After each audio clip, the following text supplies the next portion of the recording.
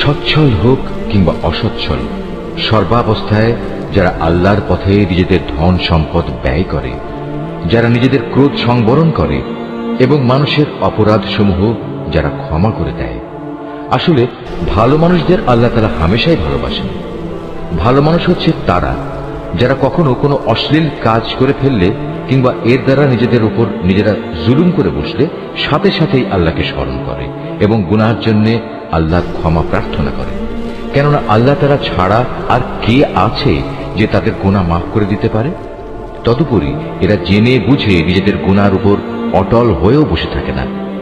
এই সে বৈশিষ্ট্যমণ্ডিত মানুষগুলো, মালিকের পক্ষ থেকে তাদের প্রতিদান হবে আল্লাহ তাআলা তাদের ক্ষমা করে দেবেন আর তাদের এমন এক জান্নাত দেবেন যার তলদেশ দিয়ে ঝর্ণাধারা বইতে থাকবে।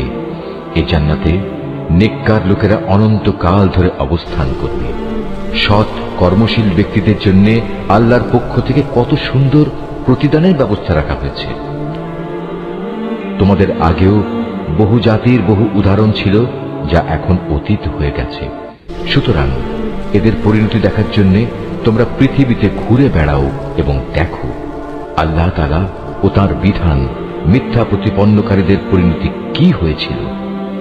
বস্তুত এটি হচ্ছে মানব জাতির জন্য একটি সুস্পষ্ট ব্যাখ্যা এবং আল্লাহ তাআলাকে যারা ভয় করে এটি তাদের জন্য একটি সুস্পষ্ট পথ নির্দেশ ও সদুপদেশ বই কিছুই নয়।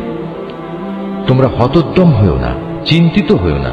তোমরা যদি সত্যিকার অর্থে ঈমানদার হও তাহলে তোমরাই বিজয়ী হবে। তোমাদের উপর যদি কোনো সাময়িক আঘাত আসে এতে মনক্ষুণ্ণ হবার কি আছে? এ ধরনের আঘাত তো তাদের উপরও এসেছে।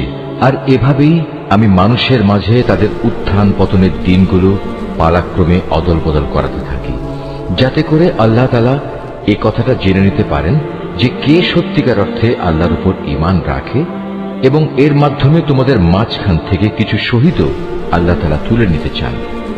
মূলত আল্লাহ তাআলা কখনো জালেমদের পছন্দ করেন না। এর মাধ্যমে তিনি মূলত ঈমানদার বান্দাদের পরিশুদ্ধ করে কাফেরদের নাস্তা নাবুদ করে দিতে চান। তোমরা কি মনে করো তোমরা এমনি এমনি বেহেশতে প্রবেশ করে যাবে? অথচ আল্লাহ তাআলা পরীক্ষার মাধ্যমে একথা জেনে নেবেন না যে কে তার পথে জিহাদ করতে প্রস্তুত হয়েছে এবং কে এ বিপদে কঠোর ধৈর্য ধারণ করতে পেরেছে? তোমরা মৃত্যুর মুখোমুখি হওয়ার আগে থেকেই তা কামনা করছিলে, আর এখন তো দেখতে পাচ্ছ তোমরা নিজেদের চর্ম চোখে